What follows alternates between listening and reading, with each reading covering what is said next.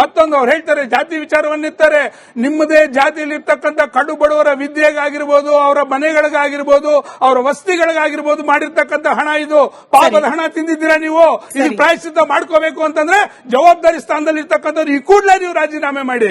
Madam, ಮೊದಲೇನು ನಾನು ಹೇಳಿದ್ದೆ, JDS, Congress, BJP ಈ ಮೂರು ಒಂದು ನಾಣ್ಯದ ಮುಖಗಳು. ಮೂರು ಮುಖ ಇರೋದು ಯಾವ್ದಕ್ಕೆ? ಒಂದ್ ಕಾಯಿನಿಗೆ. ಒಂದ್ ಕಡೆ ಜೆಡಿಎಸ್ ಒಂದು ರಿಂಗ್ ಇದ್ದಂಗೆ. ಇಲ್ಲ ಮೇಡಮ್, ಮೂರಿದೆ. ಕೇಳ್ತಾ ಇದ್ದೀನಿ. ಒಂದ್ ಕಡೆ ಕಾಂಗ್ರೆಸ್ ಇದೆ, ಒಂದ್ ಕಡೆ ಬಿಜೆಪಿ ಇದೆ. ರೌಂಡ್ ಇತ್ತಲ್ಲ ರಿಂಗು, ಅದು ಜೆಡಿಎಸ್. ಅಲ್ಲೇ ಆಟ ಆಡಿಸ್ತಾ ಇರೋದು ಇದು. ಇವ್ರು ಮೂರು ಜನನು ಒಂದೇ ಟೈಪ್. ಸುಧಾಕರ್ದು ಅಷ್ಟು ಹಗರಣ ಆಯ್ತು. ಏನ್ ಕ್ರಮ ತಗೊಂಡ್ರಿ ಸರ್ ಕಾಂಗ್ರೆಸ್ ಅವ್ರು ನೀವು? ಡಾಕ್ಟರ್ ಸುಧಾಕರ್ ಕೋವಿಡ್ ಅಲ್ಲಿ 30 ರೂಪಾಯಿದು ಮಾಸ್ಕ್ 150 ರೂಪಾಯಿ ಬಿಲ್ ಹಾಕಿದ್ರು. ಏನ್ ತಗೊಂಡ್ರಿ ನೀವು? ಅಲ್ಲಲ್ಲ ಹೇಳ್ತಾರೆ ಬಿಜೆಪಿ ಸರ್ಕಾರನೇ. ನಾವು ಬಂದಾಗ ಹಿಂಗ್ ಮಾಡ್ತೀವಿ, ಹಂಗ್ ಮಾಡ್ತೀವಿ. ಇವರೆಲ್ಲ ಆಟ ಒಂದೇ. ಅಭಿವೃದ್ಧಿ ಬಗ್ಗೆ ಯಾರು ಯೋಚನೆ ಮಾಡ್ತಾ ಇಲ್ಲ ಸರ್. ಕಾಂಗ್ರೆಸ್, ಬಿಜೆಪಿ, ಜೆಡಿಎಸ್ ನೀವೇನೋ ಹೇಳಿದ್ರಿ ಒಂದು ನಾಣ್ಯದ ಮೂರು ಮುಖಗಳು ಅಂತ ಹೇಳಿ. ದಯಮಾಡಿ ಕೇಳಿ, ಇಲ್ಲಿ ಜೆಡಿಎಸ್ ಸರ್ಕಾರ ಇರ್ತಕ್ಕಂಥದ್ದು ಅಲ್ಪಾವಧಿಲಿ ಆಗಿರ್ತಕ್ಕಂಥ ಅಭಿವೃದ್ಧಿಗಳು ನೀವೀಗ ಓಡಾಡ್ತಾ ಇದ್ದೀರಾ. ಬೆಂಗಳೂರಲ್ಲಿ ರಸ್ತೆಗಳು ನಮ್ದೇನೆ, ಏರ್ಪೋರ್ಟ್ಗಳು ನಮ್ದೇನೆ. ಒಂದ್ ನಿಮಿಷ ಕೇಳ್ಕೊಳ್ರಿ, ಒಂದ್ ನಿಮಿಷ. ನೀರಾವರಿ ಯೋಜನೆ ಮಾಡಿದ್ದು ದೇವೇಗೌಡರು, ದಯವಿಟ್ಟು ಕೇಳ್ಕೋಬೇಕು. ಏನು ಈಗ ಭ್ರಷ್ಟಾಚಾರ ಆಗ್ತಾ ಇದೆಯಲ್ಲ, ನಾಗೇಂದ್ರ ಅವ್ರ ಒಬ್ರೇ ಅಲ್ಲ, ಇದೇ ಫಸ್ಟ್ ಮಾಡ್ತಾ ಇರೋದು ಮತ್ತೆ ಲಾಸ್ಟ್ ಮಾಡೋದು ಅವ್ರೊಬ್ರೇ ಅಲ್ಲ, ಮಾಡ್ತಾನೆ ಇರ್ತಾರೆ. ಅದನ್ನ ಯಾವ ರೀತಿ ತಡೆಗಟ್ತೀರಾ ಮೂರು ಪಕ್ಷದವರು? ಭ್ರಷ್ಟಾಚಾರವನ್ನು ಹೇಗೆ ತಡೆಯೋದು ಅಂತ ಆ ಪ್ರಶ್ನೆ ಕೇಳೋದಕ್ಕೆ ಬಹಳ ಲೇಟ್ ಆಗಿಬಿಟ್ಟಿದೆ. ಈಗ ಸುಮಾರು ವರ್ಷಗಳ ಹಿಂದೆ ಇದು ಪ್ರಸ್ತುತ ಆಗಿತ್ತು. ಈಗ ಎಲ್ಲಿಗೆ ಬಂದಿದೆ ಅಂದ್ರೆ, ನಮ್ಮ ಮಾಜಿ ಮುಖ್ಯಮಂತ್ರಿಗಳಾದ ಸಿದ್ದರಾಮಯ್ಯನವರೇ ಹೇಳ್ತಾರೆ, ನಮ್ಮ ರಾಜಕೀಯ ವ್ಯವಸ್ಥೆ ಕೆಟ್ಟೋಗ್ಬಿಟ್ಟಿದೆ, ದುಡ್ಡಿಲ್ಲದೆ ಚುನಾವಣೆ ಮಾಡಕ್ಕಾಗೋದಿಲ್ಲ, ಭ್ರಷ್ಟಾಚಾರ ಇಲ್ಲದೆ ರಾಜಕಾರಣ ಮಾಡಕ್ಕಾಗೋದಿಲ್ಲ ಅಂತ ಕುಮಾರಸ್ವಾಮಿ ಅವರು ಹೇಳ್ತಾರೆ. ಹೀಗಿರುವಾಗ ಭ್ರಷ್ಟಾಚಾರ ಶುರುವಾಗೋದು ಎಲ್ಲಿಂದ? ಚುನಾವಣೆಯಿಂದ. ಚುನಾವಣೆಯಲ್ಲಿ ದುಡ್ಡು ತಗೊಂಡು ವೋಟ್ ಹಾಕೋದು ಯಾರು? ಹಾಗೇನೆ ಅದು it has the whole situation become corrupt. ಕೇವಲ ಒಬ್ಬ ರಾಜಕಾರಣಿಕ ಭ್ರಷ್ಟ ಆಗಿಲ್ಲ. ಇಲ್ಲಿ ಇಡೀ ಸಮಾಜ ಭ್ರಷ್ಟ ಆಗಿದೆ, ಮತದಾರ ಕೂಡ ಭ್ರಷ್ಟ ಆಗಿದ್ದಾನೆ. ಬರದ ವಿಚಾರಕ್ಕೆ ಸಂಬಂಧಪಟ್ಟಂತೆ ನಿಮ್ಮ ಪಕ್ಷದ ನಾಯಕರು ಜೊತೆಗೆ ನಿಮ್ಮ ಮೈತ್ರಿ ಪಾರ್ಟ್ನರ್ ಕೂಡ ಪ್ರತ್ಯೇಕವಾಗಿ ಹಾಗೆ ಜೊತೆಯಾಗೂ ಕೂಡ ಸಮೀಕ್ಷೆಗಳಿಗೆ ಹೋದ್ರಿ, ನೀವು ಸ್ಥಳ ಪರಿಶೀಲನೆಯನ್ನ ನಡೆಸಿದ್ರಿ, ವರದಿಗಳನ್ನ ತಯಾರು ಮಾಡಿದ್ರಿ. ಅದಕ್ಕೆ ಫಲ ಸಿಗಬೇಕು ಅಂತಂದ್ರೆ ನೀವು ಸಂಗ್ರಹಿಸಿದ ಮಾಹಿತಿಯನ್ನ ಬರದಿಂದ ರಾಜ್ಯದ ರೈತರು ಜೊತೆಗೆ ಜನ ತತ್ತರಿಸ್ತಾ ಇರೋ ಪರಿಸ್ಥಿತಿಯನ್ನ ಆಡಳಿತಾರೂಢ ಪಕ್ಷದ ಮುಂದೆ ಇಡ್ಲೇಬೇಕು. ನೀವು ಅವರಿಂದ ಪರಿಹಾರವನ್ನ ಚುರುಕುಗೊಳಿಸಲಿಕ್ಕೆ ನೀವು ಅವರಿಗೆ ಕುಟುಕ್ಲೇಬೇಕು. ಈ ಪ್ರಯತ್ನಕ್ಕೂ ನಾವು ಹೋಗೋದಿಲ್ಲ, ನಾವು ಆಚೆನೆ ಕುತ್ಕೊಂಡು ಪ್ರತಿಭಟನೆ ಮಾಡ್ತಿದ್ದೀವಿ ಅನ್ನೋದು ನೀವೇ ನಡೆಸಿದ ಸಮೀಕ್ಷೆಗಳಿಗೆ ಅನ್ಯಾಯ ಅಲ್ವಾ? ನೀವು ಕೊಟ್ಟ ಭರವಸೆ ಆ ಭಾಗದ ರೈತರಿಗೆ, ಅದಕ್ಕೆ ನೀವು ಮಾಡ್ತಾ ಇರುವ ಮೋಸ ಅಲ್ವಾ ಇದು? ಇಲ್ಲ, ಖಂಡಿತವಾಗ್ಲೂ ನೋಡಿ, ಸರ್ಕಾರ ಅಧಿಕಾರಕ್ಕೆ ಬಂದಾಗಿಂದ ಕೂಡ, ಅದು ಸಿದ್ದರಾಮಯ್ಯ ಇರ್ಬೋದು, ಆನಂತರ ಇರ್ತಕ್ಕಂಥ ಡಿ.ಕೆ. ಶಿವಕುಮಾರ್ ಬಂದಾಗಿಂದ ಕೂಡ ಕಮಿಷನ್, ಕಲೆಕ್ಷನ್, ಕರಪ್ಷನ್, ಭ್ರಷ್ಟ ಮತ್ತು ಬಂಡ ಸರ್ಕಾರ ಅಸ್ತಿತ್ವದಲ್ಲಿ ಇರ್ತಕ್ಕಂಥದ್ದು. ಇವತ್ತು ಬರದ ವಿಚಾರ ನೀವು ಹೇಳಿದ್ರೆ, ಯಾವ ಮಂತ್ರಿಗಳು ಮುಖ್ಯಮಂತ್ರಿಗಳಾಗಿ 2 ತಿಂಗಳಾದ್ರೂ ಮಂತ್ರಿಗಳಿರಲಿಲ್ಲ. ಬರದ ಸಮಸ್ಯೆ ಅತ್ಯಂತ ಅಧೋಗತಿಗೆ ಹೋಗಿತ್ತು. ಇವತ್ತು ದುರ್ದೈವ ಅಂತಂದ್ರೆ ವಿರೋಧ ಪಕ್ಷದವರು, ನಾವಾಗಿರ್ಲಿ ಜೆಡಿಎಸ್ ಅವರಾಗ್ಲಿ ಬರ ವೀಕ್ಷಣೆ ಮಾಡಬೇಕಾಯ್ತು. ಯಾವುದೇ ಮಂತ್ರಿಗಳಿರಲಿಲ್ಲ. ಮುಖ್ಯಮಂತ್ರಿಗಳು ನೋಡಿದ್ರೆ ಎಲ್ಲ ನಾನೇ ನಿಭಾಯಿಸ್ತೀನಿ ಅಂತ ಹೇಳ್ತಿದ್ರು. ಆದ್ರೆ ನಮ್ಮ ಪ್ರಶ್ನೆ ಮೂಲಭೂತ ಅಂಶ ಇರ್ತಕ್ಕಂಥದ್ದು, ಯಾವುದೇ ವಿಚಾರವನ್ನು ತಗೊಂಡ್ರೆ ತಾರ್ಕಿಕ ಹಂತಕ್ಕೆ ತಗೊಂಡು ಹೋಗ್ಬೇಕು. ಮುಂದಿನ ವಾರ ತಗೊಳ್ತೀವಿ, ಬರ ತಗೊಳ್ತೀವಿ, ಬಿಡದಿ ತಗೊಳ್ತೀವಿ, ನೈಸ್ ರೋಡ್ ಸಂಪೂರ್ಣವಾಗಿ ಇವರ ಹಗರಣಗಳನ್ನ ಬಿಚ್ಚಿಡುವಂತ ಕೆಲಸ ಮಾಡ್ತೀವಿ. ಆದ್ರೆ ನಮ್ಮ ನಿಲುವು ಸ್ಪಷ್ಟ ಏನು ಅಂತಂದ್ರೆ, ಯಾವ ಆಧಾರದ ಮೇಲೆ ಮತ್ತೆ ನಾಗೇಂದ್ರ ಭ್ರಷ್ಟರನ್ನ ನೀವು ಮಂತ್ರಿ ಮಾಡ್ಕೊಂಡಿದ್ದೀರಿ? ಇಂಥ ಭ್ರಷ್ಟರನ್ನ ನೀವು ಸಚಿವ ಸಂಪುಟದಲ್ಲಿ ಇಟ್ಕೊಂಡು ಏನ್ ಪ್ರಶ್ನೆ ಮಾಡಿದ್ರೆ ಏನ್ ಬಂತು ನೋಡಿ. ಸಂತೋಷ್ ಲಾಡು ಕಾರ್ಮಿಕ ಹಗರಣ, Zameer Ahmed Khan ವಸತಿಯಲ್ಲಿ misuse ಮಾಡ್ಕೊಂಡಂತದ್ದು, Madhu Bangarappa preparatory exam ಪೇಪರ್ಗಳು ಲೀಕ್ ಆದಂತದ್ದು ನ್ಯಾಷನಲ್ ಮಟ್ಟದಲ್ಲಿ ಸುದ್ದಿ ಆಯ್ತು. ಈಗ ಬಿ ನಾಗೇಂದ್ರ ದೊಡ್ಡ ಮಟ್ಟದಲ್ಲಿ ಖಜಾನೆಗೆ ಕೈ ಹಾಕಿ ಲೂಟಿ ಮಾಡಿರ್ತಕ್ಕಂಥದ್ದು. ಇಷ್ಟೆಲ್ಲ ಭ್ರಷ್ಟರನ್ನ ಹಿಡ್ಕೊಂಡು ಯಾವುದೇ ವಿಚಾರವನ್ನ ಪ್ರಶ್ನೆ ಮಾಡಿದ್ರೆ ಬಂಡತನವನ್ನೇ ಸರ್ಕಾರ ಪ್ರದರ್ಶನ ಮಾಡುವಂತದ್ದು.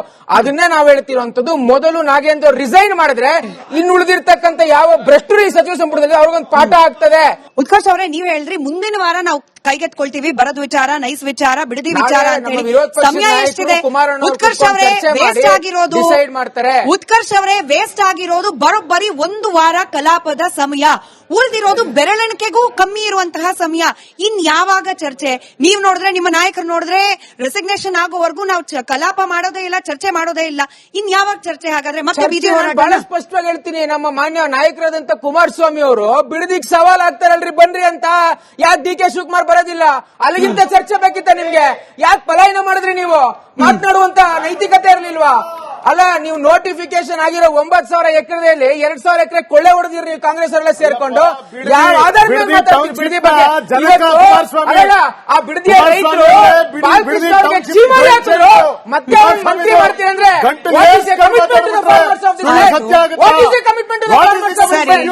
ಇದಕ್ಕಿಂತ ನೈತಿಕತೆ ಬೇಕಾ?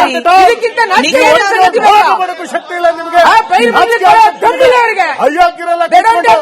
ಅಯೋಗ್ಯತನ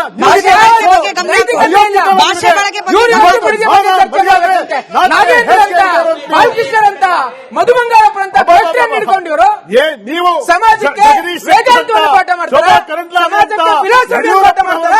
ಏನ್ ಹೇಳ್ತಾ ಇದ್ದಾರೆ? ಜನರಲ್ ದಾರಿ ತಪ್ಪಿಸ್ತಾ ಇದ್ದೀರಾ?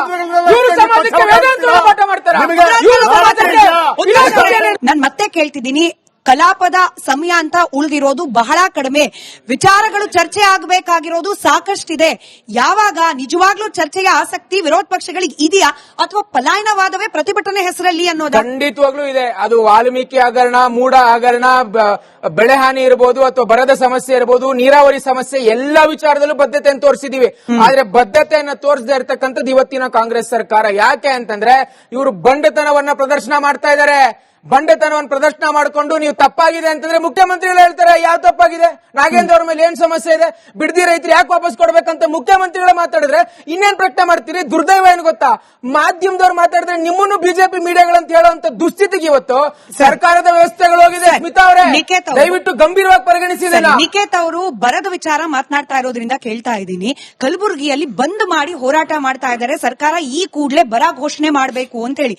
ರೈತರು ನಮಗೆ ತಿನ್ನೋ ಕನ್ನ ಇಲ್ಲದ ಸ್ಥಿತಿ ಬಂದಿದೆ ಅಂತ ಹೇಳಿ ಅನ್ನದಾತ್ರೆ ಹೇಳ್ತಿದ್ದಾರೆ. ತಕ್ಷಣ ಬೆಳೆ ವಿಮೆ ವಿಚಾರದಿಂದ ಹಿಡಿದು ಬರ ಪರಿಹಾರದವರೆಗೂ ಸರ್ಕಾರ ಕಾಳಜಿ ಕೊಡಬೇಕು ಅಂತ. ಆಯ್ತು, ಸೆಷನ್ ನಲ್ಲಂತೂ ಅವ್ರು ಬಿಡ್ತಾ ಇಲ್ಲ ವಿರೋಧ ಪಕ್ಷಗಳು. ಸರ್ಕಾರವಾಗಿ ನೀವು ಯಾವಾಗ ಬರ ಘೋಷಣೆ ಮಾಡ್ತೀರಿ ಅಂತಂದ್ರೆ ಇನ್ನೂ ಸಮಯ ಇದೆ, ನಾವು ಚರ್ಚೆ ಮಾಡ್ತೀವಿ, ನಾವು ಘೋಷಣೆ ಮಾಡ್ತೀವಿ. ಈ ಮೋಡ್ ನಲ್ಲೇ ಇದ್ರೆ ಆ ರೈತರಿಗೆ ಉತ್ತರ ಕೊಡೋದು ಯಾರು ಅಂತ. ನಾನು ನಿಮ್ ಪ್ರಶ್ನೆಗೆ ಉತ್ತರ ಕೊಡೋದಕ್ಕಿಂತ ಮುಂಚೆ ತಮ್ಮ ಅನುಮತಿ ತಗೊಂಡು ಇವ್ರಿಬ್ಬರಿಗೂ ಒಂದು ಉತ್ತರ ಕೊಡ್ತೀನಿ. ಅವ್ರು ಅವಾಗಿಂದಲೂ ನಾಗೇಂದ್ರ ಮೇಲೆ ಕ್ರಿಮಿನಲ್ ಕೇಸ್ ಇದೆ, ನಾಗೇಂದ್ರ ಮೇಲೆ ಕ್ರಿಮಿನಲ್ ಕೇಸ್ ಇದೆ, ಕ್ರಿಮಿನಲ್ ನ ಮಂತ್ರಿ ಮಾಡಕ್ ಕೊಟ್ಟಿದ್ದಾರೆ ಅಂತ ಹೇಳ್ತಾ ಇದ್ದಾರೆ.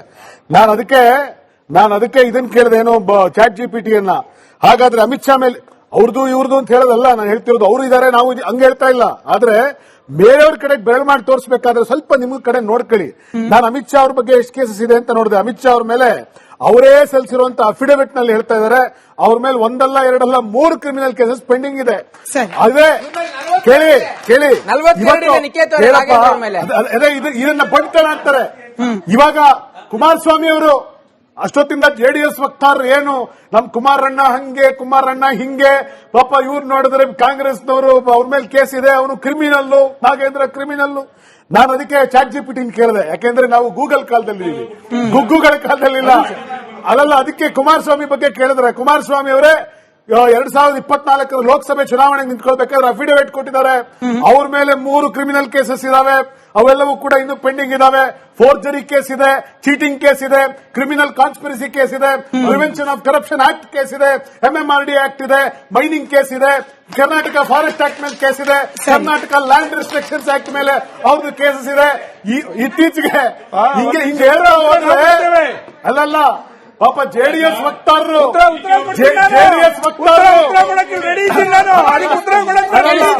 ನಿಖೇತ್ ಅವರೇ, ಕೆಲವೇ ನಿಮಿಷಗಳ ಹಿಂದೆ ಇಟ್ನಾಳ್ ಸರ್ ಎಕ್ಸ್ಪ್ಲೈನ್ ಮಾಡಿದ್ರು, ಯಾವುದೋ ಹಿಂದಿನ ಸರ್ಕಾರವೋ ಅಥವಾ ಹಿಂದೆಂದೋ ಆದ ಪ್ರಕರಣಗಳ ಬಗ್ಗೆ ಆಕ್ಷೇಪ ಅಲ್ಲ.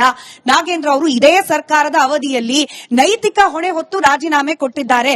ಅದಾದ ಮೇಲೆ ಏನ್ ಪ್ರೋಗ್ರೆಸ್ ಆಗಿದೆ, ಎಲ್ಲಿಂದ ಕ್ಲೀನ್ ಚಿಟ್ ಸಿಕ್ಕಿದೆ ಅಂತ ಹೇಳಿ ಅವ್ರು ವಾಪಸ್ ಬಂದ್ರು ಅನ್ನೋ ಪ್ರಶ್ನೆ, ಅದಕ್ಕೆ ಈವರೆಗೂ ಉತ್ತರ ಇಲ್ಲ. ಕಮಿಂಗ್ ಬ್ಯಾಕ್ ಟು ಬರ ಸರ್, ಪಟ್ಟಿ ಹಾಕ್ತಾ ಹೋದ್ರೆ ಎಲ್ಲಾ ಪಕ್ಷದವ್ರ ಮೇಲೂ ಇದೆ, ಎಲ್ಲಾ ಪಕ್ಷದವ್ರ ಮೇಲೂ ಇದೆ. 10 ಸೆಕೆಂಡ್ ಆದ್ಮೇಲೆ ಬರದ ಬಗ್ಗೆ ಕೂಡ ಉತ್ತರ ಕೊಡಿ. ನಾಗೇಂದ್ರ ಅವರು ರಿಸೈನ್ ಮಾಡ್ಲಿಲ್ವಾ? ನಾಗೇಂದ್ರ ಅವರು ಯಾವತ್ತು ಅವ್ರ ಮೇಲೆ ಆರೋಪ ಬಂತೋ ಅವತ್ತೇ ಅವರು ರಿಸೈನ್ ಮಾಡಿದ್ದಾರೆ. ನೈತಿಕ ಹೊಣೆಯನ್ನು ಹೊತ್ತು ಮುಕ್ತರಾದ್ರೆ ವಾಪಸ್ ಬರ್ಲಿಕ್ಕೆ ದಯವಿಟ್ಟು ಕೇಳಿ, ಅವಕಾಶ ಕೊಡಿ. ನೈತಿಕ ಹೊಣೆಯನ್ನು ಹೊತ್ತು ಅವರು ಅವತ್ತೇ ರಿಸಿಗ್ನೇಷನ್ ಕೊಟ್ಟಿದ್ದಾರೆ.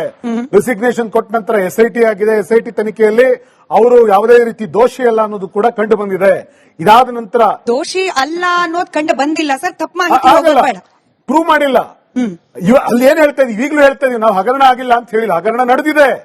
ನೋಡಿ, ಇದೇ ತರದ ಹಗರಣ ಯಾರು ಇದರೊಳಗಡೆ ಮುಖ್ಯ ಒಂದು ಹೆಸರಿದೆ, ನಾವು ಯಾರು ಕೂಡ ನೋಡ್ತಾ ಇಲ್ಲ. ಬರೀ ಡೆತ್ ನೋಟ್ ಅನ್ನು ಮಾತ್ರ ನಾವು ಕೋಟ್ ಮಾಡ್ತಾ ಇದೀವಿ ಹೊರತು ಇಡಿ ಚಾರ್ಜ್ ಶೀಟ್ ಅನ್ನ ಅಥವಾ SIT ಚಾರ್ಜ್ ಶೀಟ್ ಅನ್ನ ಎಲ್ಲ ಗಮನಿಸಿದ್ರೆ ಇವ್ರಿಗೇನಾದ್ರೂ ಮಾಹಿತಿ ಇದೆಯಾ ಕೇಳಿಯಪ್ಪ. ಸತ್ಯನಾರಾಯಣ ವರ್ಮ ಯಾರು ಅಂತ ಕೇಳಿ, ಬಿಜೆಪಿ ವಕ್ತಾರನ್ನ ಕೇಳಿ, ಸತ್ಯನಾರಾಯಣ ವರ್ಮ ಯಾರು ಅಂತ.